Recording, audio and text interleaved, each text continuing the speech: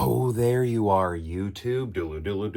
Do. Subscribe if you're interested, but also no pressure. Hey, it's October 14th. It is time for us to go upstairs and find out what movie we're watching. So let's go to that Halloween movie advent calendar, shall we? Let's go.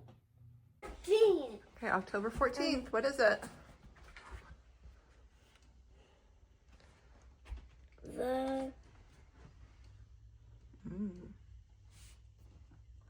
The magical mess.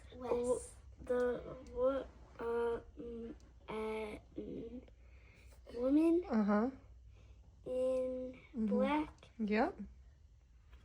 I've only seen that once, I think. I'm kind of curious to see it again. Now it's a fake one.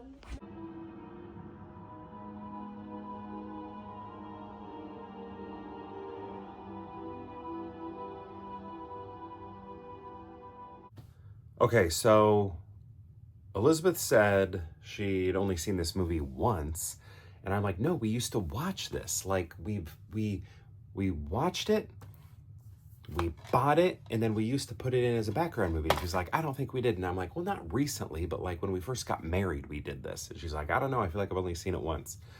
But I think she's seen it more than once.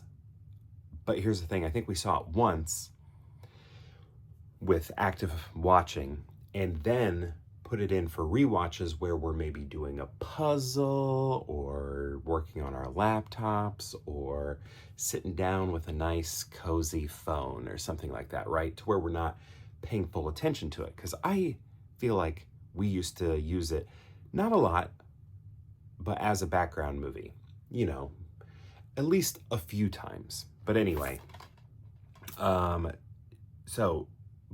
talking like, you know, the early days of our marriage. So, you know, 14, 15, 16, something like that. But anyway, when did this come out? This came out in 2012. It's weird because it's weird to think 2012 was a long time ago at this point. And it's weird that even in 2012, Daniel Radcliffe is old enough to play an adult with a kid. Because in my mind, Daniel Radcliffe, that many years ago, should be like 8 or 10 or something like that. It's just weird. Because I remember when this came out, I was like, he's too young to be playing this part. But now when I watch it, I'm like, actually, it's believable. I see him as an adult, which is weird. Time just needed to pass for me to do that. Was there something else I wanted to say about this before we get into the actual movie?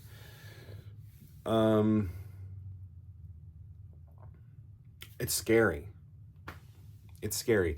There are a lot of jump scares in it. And a lot of times when I say jump scares, I mean that in a negative way. Like I mean it in a way where it's like I don't respect the jump scares. But I do in this. They're very effective. They're very good. They don't feel artificial or cheap. They're a part of the mood, the tone, the unsettling quality that is being built here. Also, the art direction is awesome. And there are things in this movie that make you think of Harry Potter outside of Daniel Radcliffe. Actually, because it's Daniel Radcliffe, whenever he's like on a train, it's like, he's going to Hogwarts. And there's a part where he like falls asleep on a train and he's having this dream and you hear this scream and it's like, the Dementors are after him again. So it's very funny to see all the Harry Potter things. And plus the estate that he is in feels like he's in, you know, the Sirius Black, Lestrange, Sirius Black family house, which is all really funny. Let's read some of these things here. A spine-tingling tale, says Claudia Puig. I met her. A haunted house thrill ride, says Sherry Linden. And don't watch it alone, says David Edwards. But yeah, very scary movie. Those jump scares are good. The mood, the atmosphere, all of that tension building is all very good. Ghost story.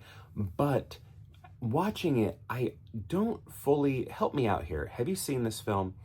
Help me out here with the ghost's motivations. I get the ghost's motivations, like why she's vengeful, why she's angry, why she's sad, all of these things, but I don't understand why she's taking it out on the people she's taking it out on. Like, why? So kind of, here's some spoilers here. Her sister was caring for her son. The ghost sister was caring for the ghost son because she was seen like as an unfit mother, basically. And then her sister dies in like a car wreck, sort of. No, her sister doesn't die, but her sister gets in like a car wreck. The kid dies. And then the real mom, the ghost, like kills herself and is offs herself. What's the word are you supposed to say? Unalives or something like that. And then she does that, and with the I will never forgive my sister for what she did or something. But she doesn't just aim everything at her sister or her sister's family, which is what would make sense if you're so vengeful. Instead, she is just tearing through the entire townspeople's children. And it's like, what did they have to do with any of this? Why are you getting mad at them? And then Daniel Radcliffe's from out of town. He's not even from this place. And she's all mad at him and terrorizing him and his family. And I'm like, what? What does he have to do with any of this? And plus there's this moment where you think he like breaks the curse, and then it's like, happy ending, makes sense. Everything that happened makes sense. Good job wrapping up this story. And then she goes after him again anyway. And it's like, no. So I don't think it's like everything works on like a scary level. But when I think about the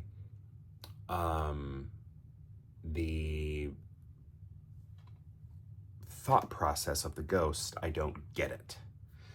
I don't know. Well, maybe she doesn't have much of a thought process. I don't know, but I'm just like, why don't you leave Daniel Radcliffe alone? What are you going after him for? Leave him alone. Or does she go after him and then she's thinking she does him a little favor at the end? It almost looks like that. It almost looks like the ghost is proud of herself and like, look what I did.